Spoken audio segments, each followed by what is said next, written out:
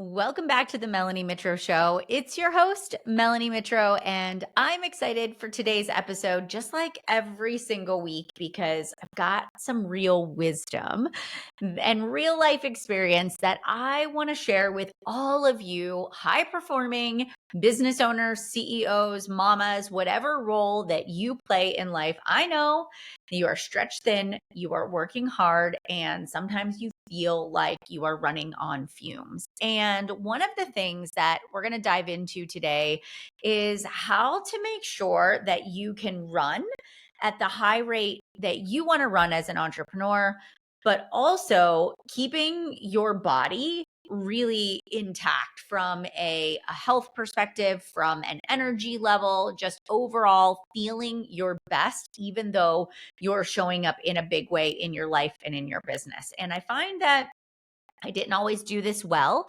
I am not an expert in this area. I'm very much a work in progress, and I am coming to you as one high performing Enneagram 3 to another high performing business owner, just saying, like, hey, this is what you need to look out for. And I don't want you to run into the brick wall like I have. So, welcome to the podcast. If you are new here, I'm so grateful that you chose the Melanie Mitro Show to plug into. And if you've been around for a while and you haven't yet done me this huge favor, if you could head on over to iTunes when you're done listening to this episode, just take 2 seconds, go to the show, and then go scroll down just a little bit. And where it says leave a rating and review, could you rate the show and could you leave me a review? That helps my show be found by other listeners just like yourself, so I can keep spreading the word of direct sales.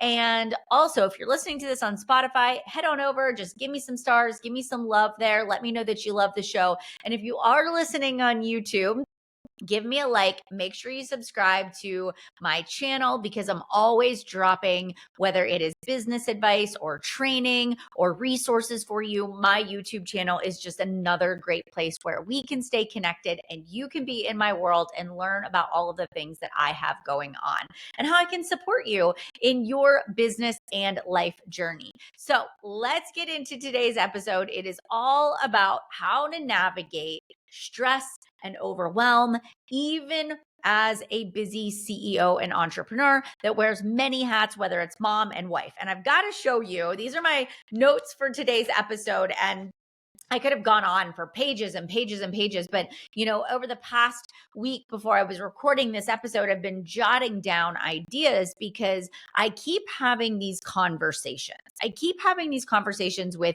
business owners who are feeling like their nervous system is fried, who are really dealing with cortisol issues and their cortisol keeps spiking and it's really affecting other areas of their lives. And what I care so deeply about, because it's something that's very near and dear to my heart, is making sure that you are not a business owner that is burning out. You are a business owner that is thriving. And you also thrive when everything is status quo and you thrive under pressure. You may not thrive at the highest level, but you certainly are thriving. And I always say it's like what I practice is what ends up happening when I'm on the stage. So maybe right now you're in a good space. And so it's time for us to practice these habits to make sure we can keep our nervous system in check. Now, let me give you a little bit of backstory because I want to qualify myself to be able to share the information that I'm going to share. Because if you follow me on social media, sometimes you might think like, oh, her life is so perfect. It's butterflies and rainbows and she never hits roadblocks or obstacles. And I just want you to know, hey, I am on this journey with you and I come to you with years of experience. When I first started in the online space and first started building my business, I did not have any stress management skills. I was diagnosed with anxiety disorder and depression when I was a senior in college. I had reached an all-time low. I was having a lot of digestive issues. I didn't know what was going on with my body. I was diagnosed with irritable bowel syndrome. I was put on medication for that. That the IBS flares were causing me to have panic attacks. It was impeding the quality of my life, which was then turning into some depression. And it really was this cycle of I couldn't, no matter what I did, I couldn't seem to get myself out of it. And I worked really hard back then in my senior year of college to work with a therapist to develop some good coping skills to be able to navigate through my intense panic attacks so I could still enjoy life. And one of the things about me that I remember clear as day was that no matter how uncomfortable a situation was, and in the midst of panic, I was never going to allow myself to get out of it. Because the first time I do that, that just means I'm going to make it harder the next time that I need to get through a difficult situation. And so I always push myself through an anxiety attack, a panic attack, and I just work through it knowing, yes, I'm going to be physically exhausted at the end, but I also know that I'm going to learn from that. It's going to be a little bit of confidence put into my confidence jar that's going to help me build this muscle to say you can overcome these panic attacks as they happen and you're going to be okay. And so that, back in college, I really navigated through that, and it didn't necessarily get better. But I learned to navigate through it. And over the course of my past 14 years, as I've been building a direct sales business, I have also had these periods of stress and high anxiety. And that period of stress and anxiety really came around the times when I had a lot of demands on me. I was leading a large team. I was, building my business in the pockets of mom life where my back was really up against the wall. We weren't making ends meet financially. And I knew that my boys were not, they weren't on a good sleep schedule, and we didn't have childcare, and I just had to work whenever I could. And so that's what got my business started. It was this constant fight or flight, always behind, always needing something to do, just always working, always hustling, until I got to the point where my husband was like, yo, you can't keep working like this. You're destroying our relationship. You're not a present mom. You're not a present wife. Like, we can't keep going on like this. And that was the first little gut check that I had to say, okay, well, I'm not going to give up my business, but I'm going to explore other options. That was the moment that I said, I want both. I want a successful career. I want to get out of debt, and I want a really balanced and healthy home life and relationship with my husband. And so I started reading books like Eat That Frog by Brian Tracy. I started to work with my mentor at that time on a system called time blocking that now has become a signature method that I teach to people. And I really learned how to manage my priorities, how to say, okay, if I look at my work week and I say, here's when the kids have appointments, here's when things are due by, here is when I have a deadline for my business. And I was able to really look at those things and start to create some guidelines for my life. And as a result, I started to show up in a more organized way. I was allowing my cortisol to come down a little bit. I didn't need to be in fight or flight all of the time. Everything wasn't urgent. It was okay for me to spend time with my family. I wasn't missing out. I wasn't falling behind. And I had to learn that. I had to learn that early on. And so as I went through, those first 5-6 years of building my network marketing business, it was me learning how to time block, set boundaries, identify my priorities, create self-care moments for myself, unplug. It was learning. All of that was learning. And so often we can look back and say, oh, it was such a mistake, or I can't believe I did that, or I feel so guilty for that time in my life. Where I look back at that and I realize that I wouldn't be who I am today if I didn't go through that. So I don't regret the decisions that I made because they actually have made me who I am. And so I honor, and I'm so grateful for that season of imbalance because it taught me the importance of balance and how to make that skill something that's important. So I say that to you because so often I'm guilty of this. I used to say, "Oh, I had such bad mom guilt." And I did. And I would say like, "Oh, I hated the way I built my business before." And I'm like, "But I didn't know what I didn't know." And if I would have known better, I mean, even now I'm doing better because I know better. And so I just want to take a moment to say, don't beat yourself up. Be kind to yourself. We're all on a journey of self discovery and we're all on this journey of figuring it out. Okay. As I got into my business, probably about the 8-year mark, I started to have some health issues. And it was my own, a lot of it was, again, things I didn't know until I really went down that path. But I would notice that I would get to the end of the year and I would get sick every single December and January. I would get the flu, I'd get bronchitis, I'd lose my voice, I would have no energy whatsoever. And it was every single holiday season. And it was one year in maybe the end of January, I went to the doctors and I was having all kinds of symptoms, right? And I went in and my doctor was asking me all these questions. And at the end, she was like, what's your stress like? Have you had any stressful situations lately? And I had just come out of sort of a really busy year and a stressful transition and some things that were going on in my life and my business. And she's like, Melanie, your symptoms are a direct correlation to the amount of stress that you have.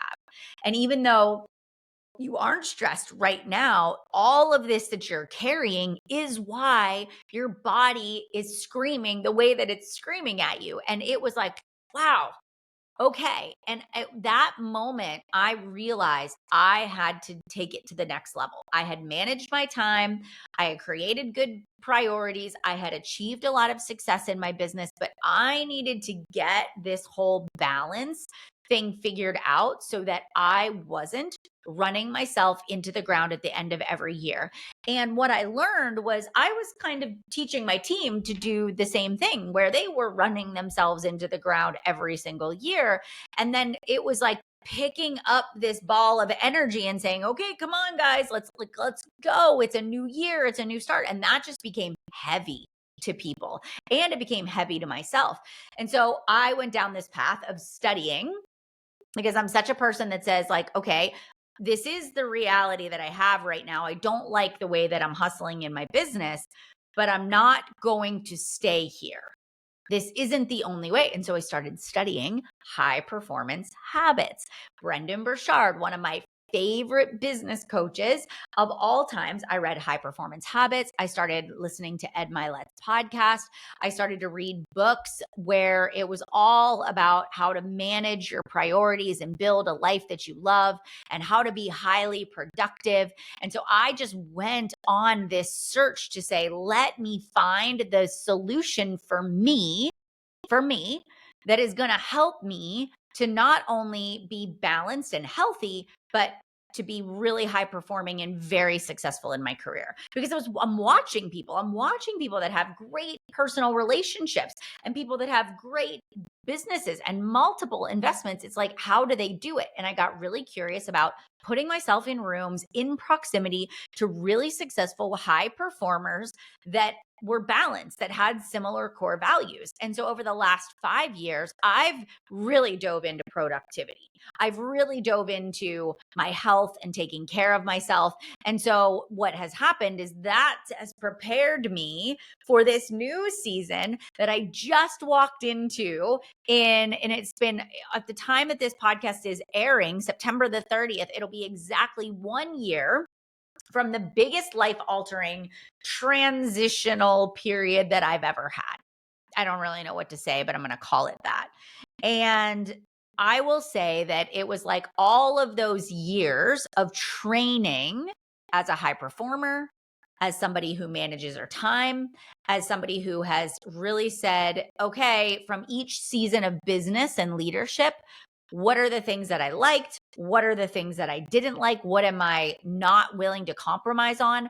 I was like, okay, I'm going to bring that all into this next season. And so on September 30th of 2024, here was the ultimate test, right? I had been training all of these years for the ultimate test. So the biggest trial that I had been through to date, and I'm sure I will go through more. I don't really want to, but I'm sure that I will again in life. But I got the announcement, the news that our business that I had been with for 14 years, which a company, Body, some of you might be familiar with them, Beachbody, Body, Shakeology, the workout programs. That's the company that I built first with.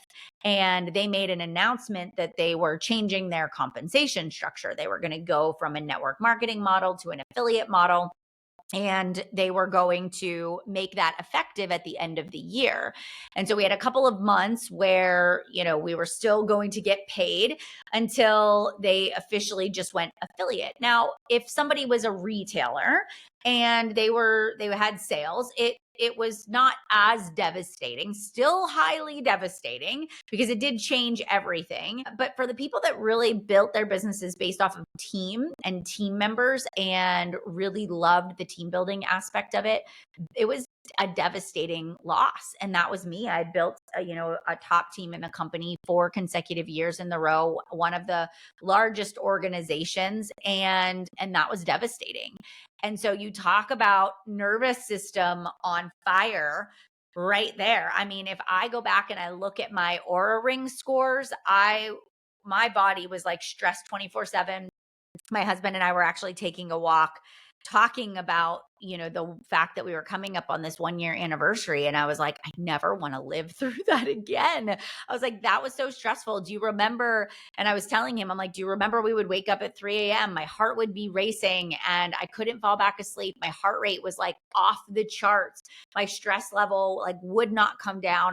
My heart was beating my husband thought he was having a heart attack. And there were so many other variables. Like there were some other things that we were going through at the exact same time. And it was just the ultimate pressure on us as a couple and us as a family. And it was months and I would say not until May of 2025 did we close up all the loose ends over the last year and really start moving into a new chapter. So that was a long period of time to be in somewhat of a fight or flight, not as intense as it was those first weeks that, that company made the announcement that they were changing their business model and we had to find a new place. But the amount of stress that I put my body under, and I remember 5 days in to the devastating news, I could feel my body starting to get sick. And I remember saying to myself, oh, Melanie, you are throwing yourself back into adrenal fatigue. You are throwing yourself back into like your cortisol is all whacked. And I could feel it. I could feel it flipping. I was wired at night. Like I couldn't go to sleep at 10:30, 11 o'clock at night. And I was exhausted during the day and my heart was racing and my brain was really foggy. And I just knew it was happening. And so these are some of the things that I did and I do even to this day to help regulate my nervous system. All right. Because I think it's really important that we don't just go, I'm going through a stressful time and whatever is whatever. I'll deal with it later. If you can get into the practice and habit of taking care of yourself whenever you aren't stressed, it'll serve you really well when you do enter into really high seasons of stress. So for me, here's a couple of things that I really, really tell myself. And I'm going to share these with you. I'm going to give you some tips and advice. But one of the things that as my world sort of imploded last year and I started putting the pieces back together, the first thing that I said to myself is, what are the things that are non-negotiable as I walk into this next season of building a business? Even though I don't love that I had to start over and that I was forced into a pivot, I'm also grateful for the forced pivot because it gave me an opportunity to rewrite the story. It gave me an opportunity to do things differently and to be a front runner for other people who want to do it differently too. And so I remember sitting down and saying, okay, what are my non-negotiables? What are the things that as I make this transition that I am not willing to bring into the next season? And so I started to write down, okay, I am not bringing in FOMO. right? FOMO does not have a place. So what do I mean by that? There's a lot of times in business that, especially when you are in masterminds and group coaching programs and in direct sales, where you are doing roundtable discussions or you're on training calls and people have great ideas. Susie over here is implementing this group, and Lindsay over here is doing this webinar, and Carol over here is marketing this way on social media. And all of a sudden you're like, I need to do them all. I don't want to miss out. I want to be a part of everything. And so what happens is you start to pile all these things onto your calendar. And before you know it, you're back into the hustle and grind because you don't want to miss out. This might be a good idea. What if this is the thing that's the big break for me? And I was like, no, I'm not going to bring that kind of energy. I call that desperate or frantic energy. That does not have a space in my business. So as ideas come in that I'm hearing, I simply ask myself, does this align to my marketing? Is this an idea I want to implement? Like, I'm willing to change my marketing strategy and implement now? Or is this something that I table and pull out for another month as I am moving forward with my planning? And I really gut check myself. Before I say yes, I give myself space. Let me think about this. Does this align to my marketing message, my core values, and the way I want to show up? Does this honor the kind of business that I want to build? If the answer is, yeah, it honors the kind of business, it is in line with my messaging, I'm like, is now the right time to implement? And I give myself a yes or no. And then I say, it's okay. You're not missing out. It's better to be strategic and streamlined. And instead of just, I like to say, vomiting up all this stuff, and people are like, I don't know what she does. I don't know what to plug into. I feel like she's all over the place. I feel like she's marketing a million things. I just want to make sure that I'm really level-headed and I don't have FOMO, and I'm really intentional about how I want to show up. And that was one thing as I moved into this next space, was that might mean sometimes I don't post in real time.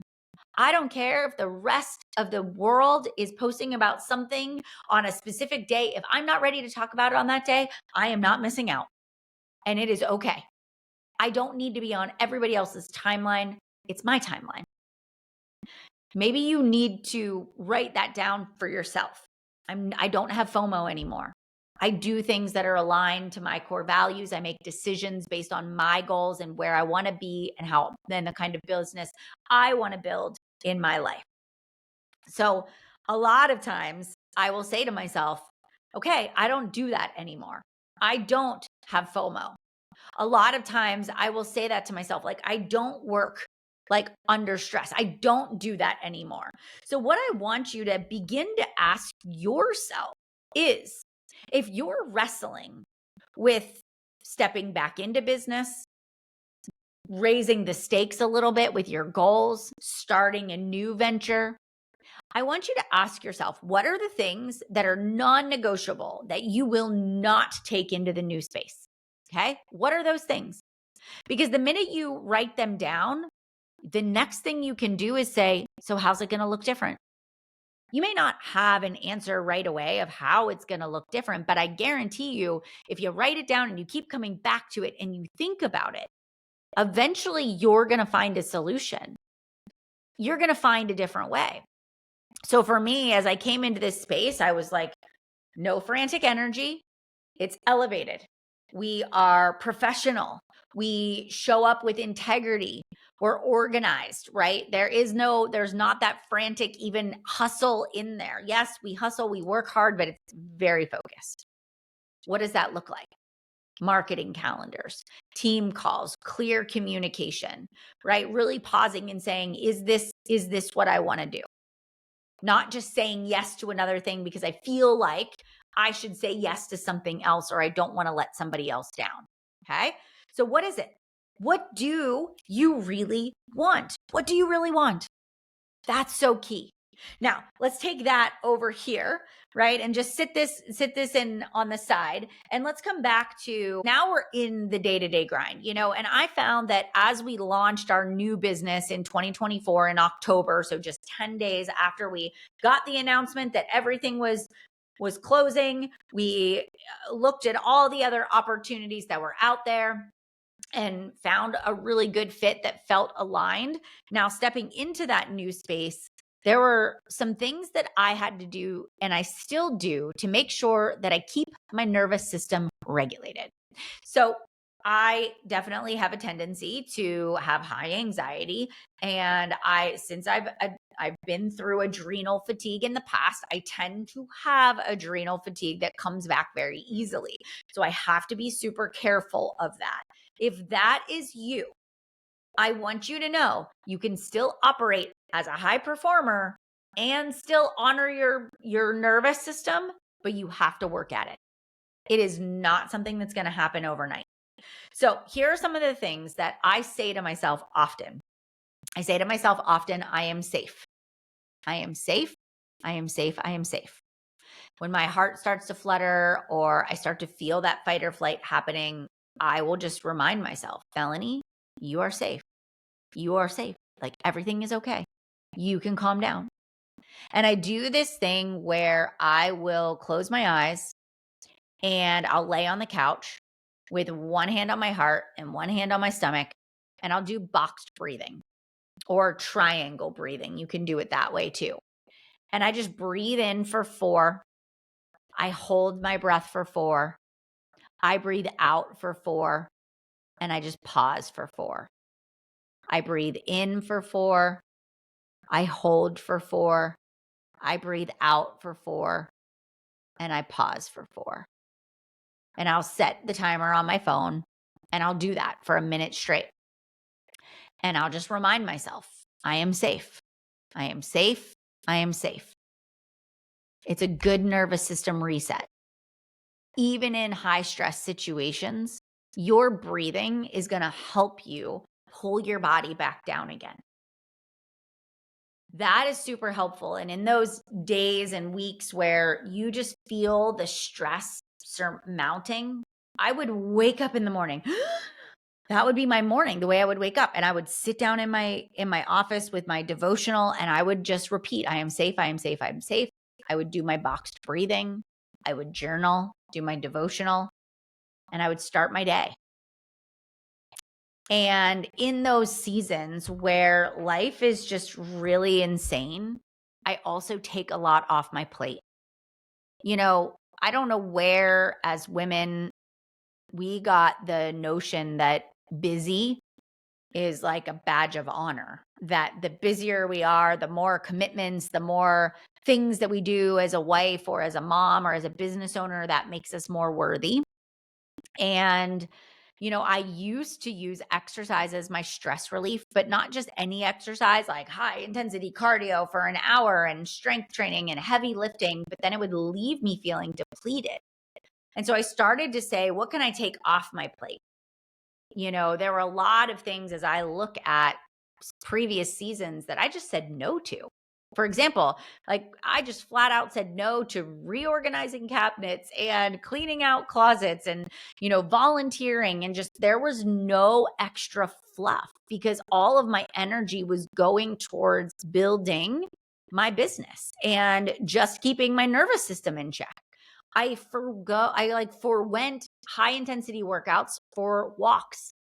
Because I don't know if you know this, but just getting outside and getting in the fresh air and taking a walk every day is a good nervous system reset. Sunshine, natural light every single day, putting your feet in the grass, grounding yourself, that is a good nervous system reset.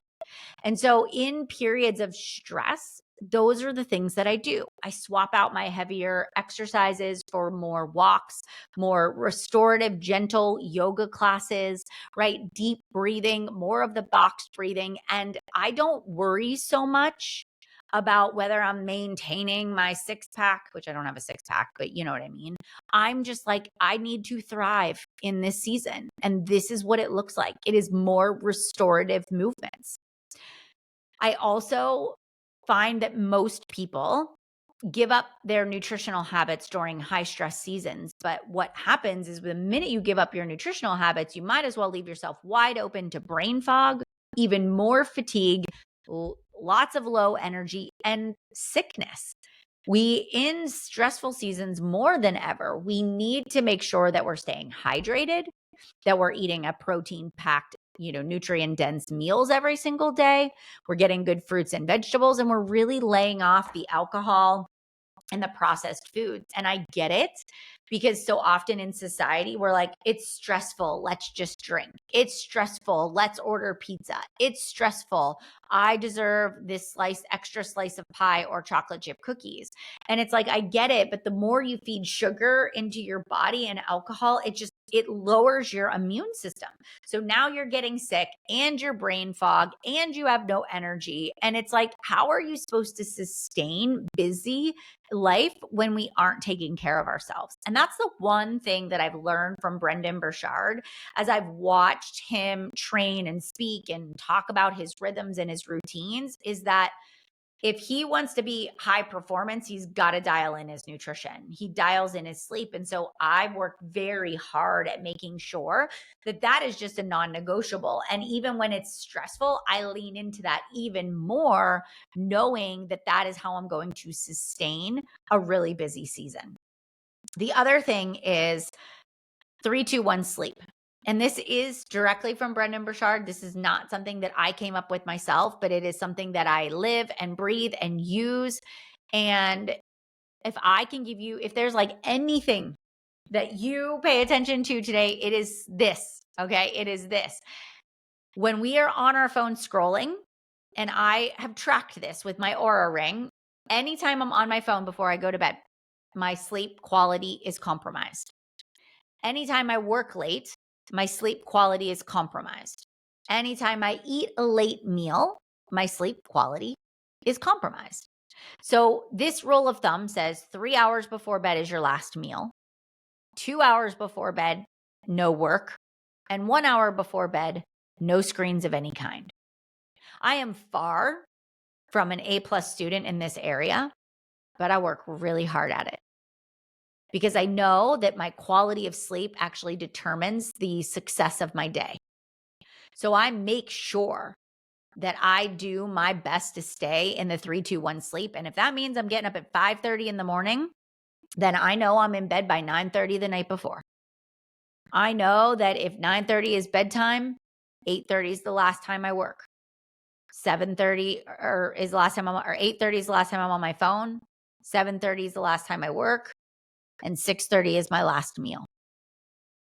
I just back myself into it. Try it.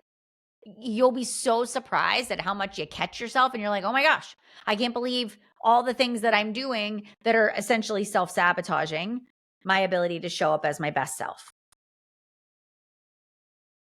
Here's the thing. The last two things that I want to say, three things. I've got three things I want to say is, even though I'm outside of a stressful season, I'm still feeling some of the effects of that.